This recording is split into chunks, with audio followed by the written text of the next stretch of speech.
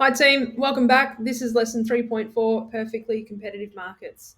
So in this lesson, we'd like to be able to outline the conditions for a free and perfectly competitive market, and we want to be able to explain the role of free and competitive markets in promoting an efficient allocation of resources and improved living standards. So before we get into perfect competition, it's really important to understand where perfect competition sits in terms of market structures. If you look at number one, monopoly, you'll see that a monopoly is a market structure that's characterized by a single seller selling a unique product. So the problem that we've got with a monopoly is that because there's only one producer, they are able to manipulate the prices because they don't have any competition. So assume that you're a monopoly for a moment and that you're selling a product that people can only buy from you. If that's the case, what are you going to do to your prices?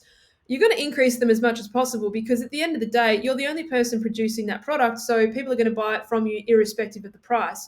And in terms of the basic economic problem, that causes more issues because it doesn't maximize the society's welfare because the consumers are at the mercy of whatever the producer wants to do with price.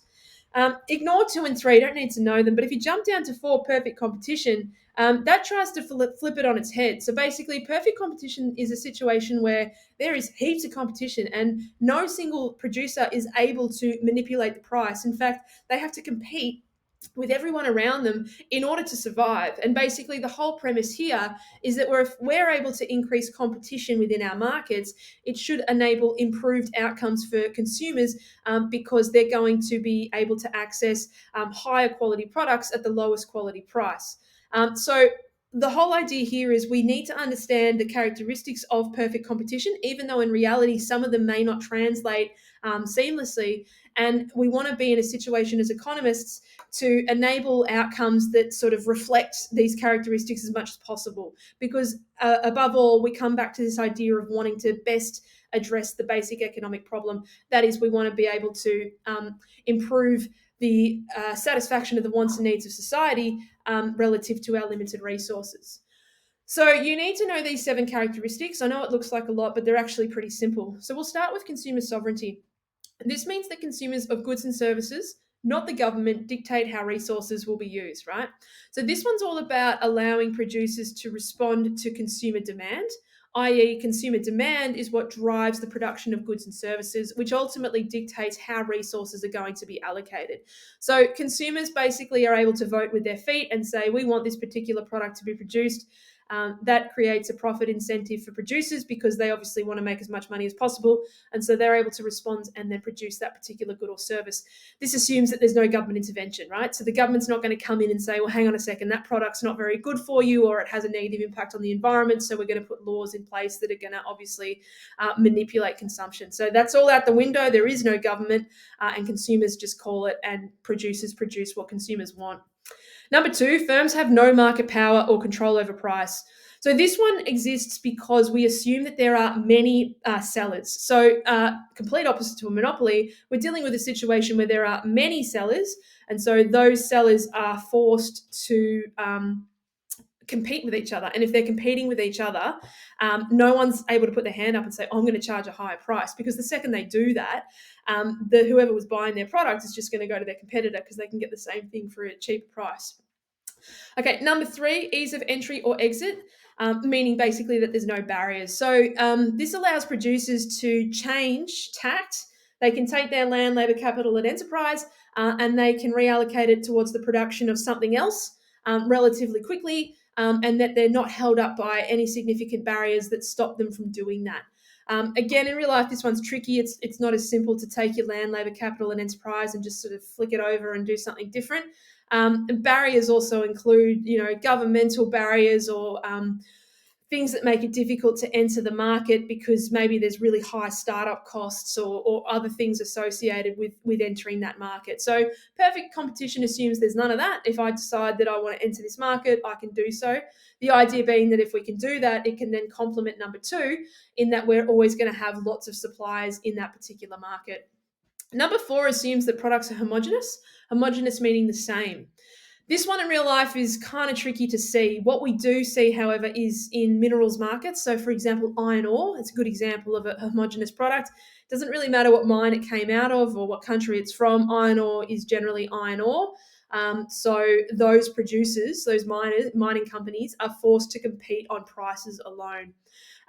It's not really the case in real life. If you think of a product, a phone's not just a phone. You've got iPhones, Androids, you've got a whole bunch of different phones that people might consider purchasing, and they're all differentiated on a bunch of different features. So it's not as simple as translating this one to the real world. But the idea here is that in perfect competition, because producers are said to be producing homogeneous products, they will compete on prices. And again, driving down those prices is going to benefit consumers. Number 5 assumes that resources are mobile. This to me is really similar to dynamic efficiency, which we looked at in the previous video. So basically we're saying, okay, I want to be able to move my resources from the production of one good or service to another. I should be able to do that quite freely, in the sense that I can use my land, labour, capital and enterprise to fulfill a whole range of production activities. In the real world, once again, especially consider like a highly specialized piece of equipment, it's not going to be easy to translate that to a different context. But perfectly competitive markets assume that resources are mobile. And again, this one contributes back to number 2, where this is possible, producers are able to respond quickly to changes in consumer demand, and then suddenly the market is flooded with lots of suppliers, and that drives down the price. Number 6 assumes that the behavior of all players is rational. So we're talking about producers always seeking profits, and consumers always seeking utility. Now, utility is just a fancy word for happiness and well-being, okay? So as we consumers, we make decisions that ultimately improve our happiness on the daily basis. And most of the time we do, but there are many instances in our life, and I'm sure if you think hard, you can probably think of some times where you've made some pretty crappy decisions for yourself, and it hasn't always enhanced your outcomes. If we translate that to a market context, we do see situations where the overconsumption of particular products may have negative health implications. For example, binge drinking is a good example. You might really enjoy the first or second drink, but once you start to sort of enter the binge drinking territory, and you wake up with a hangover the next day, well, is that considered rational consumer behavior? So perfectly competitive markets assume that we're always making rational decisions. In reality, however, that's not always the case. And then finally, the last one is perfect knowledge of the market. Now, this means that the producer and the consumer have perfect knowledge of the product that they're both obviously selling and buying. Now, in the real world, that one, again, is kind of tricky. Like, we're not experts on absolutely everything that we consume. And so there is a risk that we may pay too much for a particular product, where the fair value prices may be manipulated. Buying a secondhand car is a good example of that. If you've got very little knowledge of cars, then you're at the mercy of whatever the salesperson is telling you. And their incentive is to maximize profit. So it's the case they might lie to you, or, sort of bend the truth a little bit so that you pay a little bit extra.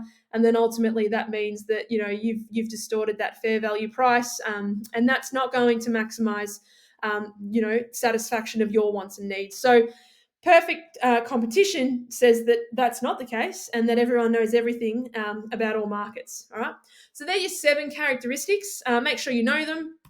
And here's a multi-choice that tests them. So which one of the following is not a feature of a perfectly competitive market? So we're going to go through these, and we're going to look for something that sticks out as not being one of the 7, and that'll be the answer. So A says that firms have ease of entry and exit into the market. Big tick, that is true. That is one of the characteristics. B, products sold in the market are homogeneous. Tick, that one's true. C, consumer sovereignty exists. Once again, big tick, that one's true. However, D, if we look at it, resources are not mobile. Well, that one sticks out to me. If I look at number 5 here, resources in a perfectly competitive market are in fact mobile. So we know that D is incorrect. Okay, so the final part of this video, we're going to look at the role of competitive markets. So we keep harping on about, perfect competition's the be-all, end-all. Let's get to that. We want to replicate those characteristics. And we want to have an understanding of, well, how come we believe we, economists, believe that's the best outcome for society in terms of how we choose to allocate our resources. So most economists believe that a reliance on competitive markets to make key economic decisions generally causes scarce resources to be used or allocated efficiently. And there's 3 reasons for it. So the idea is that if we let the markets do their thing, that means there's no government intervention, and that markets just are allowed to change as per the forces of supply and demand. We should see greater efficiency. Now, remember, there's 4 types of efficiency. But if we allow for markets to do their thing without intervention, resources are generally directed to areas where they're most wanted, given producers seek to maximize profits. So we've said this a few times now, but basically, if consumers demand something, then there's a profit incentive there. And so producers respond by producing that particular good or service in order to maximize their profits. If markets are allowed to just do their thing, that's what we should see. So we should see efficiency in terms of allocative efficiency, where resources that are demanded by consumers are produced such that their wants and needs are best satisfied. And it's more than likely we're also going to see productive efficiency, because producers are going to want to produce to the best of their ability. They're going to want to minimize waste, and they're going to want to make sure that their resources are used to the best of their ability. So greater efficiency is one of the, I suppose, consequences of a competitive market. Number two is lower prices, and this one's tied to greater efficiency. So strong competition between producers is most likely to lead to higher efficiency. If we've got higher efficiency, we are producing more output with fewer inputs, which basically means it's going to be cheaper on an average basis per unit of output. And that means that means producers can offer goods at the lowest possible cost. If you've been to Costco and you can see how some products are so cheap, you've got to ask yourself, well, how come, when we produce things in bulk, why are they so cheap? Why are they so cheap? If they're producing millions of the same thing, they get really, really good at producing it. They're able to reduce the costs associated with producing that particular unit. And when they sell you that particular unit, the price that they sell it to you for is able to be lower. And so all these producers are all doing this next to each other, and they're all trying to figure out the best way to do it.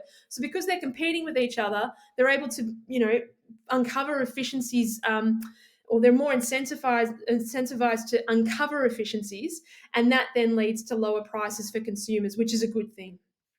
And then also the other one is greater quality. So strong competition between firms to win customers over will generally lead to higher quality products. So us as economists are pretty hell-bent on trying to replicate these characteristics as best as we can, even though we know that in reality they're not all true, and they're actually, some of them are quite difficult to attain. We as economists want to see those characteristics translated to the real world as much as possible, because it allows for lower prices, greater quality, which we know will then feed back into solving the basic economic problem, which means that the wants and needs of society will be best satisfied relative to our scarce resources. All right, I hope that made sense, guys. I'll see you in the next video.